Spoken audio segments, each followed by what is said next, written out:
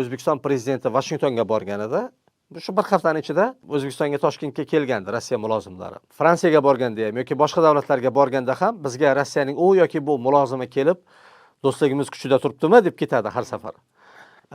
Ya'ni bu bir tomondan O'zbekistonning xalqaro maydondagi subyektligi oshganligini ko'rsatadi. Ya'ni biz bilan hisoblashyapti va bu yaxshi narsa. Ikkinchi tomondan Rossiya geosiyosiy tafakkurini ham ko'rsatadi. Ya'ni Rossiya har narsaga xavotir olaveradigan, o'ziga ishonmaydigan. Karimda bitta gapi bor edi. Rossiya iqtisodiy farovon davlat bo'lsa, Markaziy Osiyo Rossiyadan uzoqlashdan manfaatdor bo'lmaydi degan. Endi bugungi kunda Rossiya urush boshladi Ukrainaga. Aholisi demografik qisqaryapti. Rossiya dunyoga yangi texnologiyalar, yangi ixtirolar, yangi know-howlar berayotgani yo'q. Iqtisodiy, siyosiy va boshqa urushlar qisqarib boryapti. O'zining hamma qo'shnilariga tahdid qilishni yaxshi ko'radi.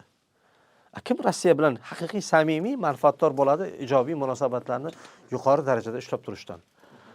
Men doim bitta fikrni aytaman, Rossiya borasida bizning ikkita konseptual nuqtamiz, qarashimiz bo'lishi kerak. Birinchisi Rossiyaga yutilmaslik, ikkinchisi Rossiyadan uzilmaslik. Bu ikkalasi o'rtasida muvozanat bo'lishi kerak va o'ylaymanki, aynan shu siyosat O'zbekiston ikkinchi ma'muriyat davrida juda ham samarali amalga oshyapti.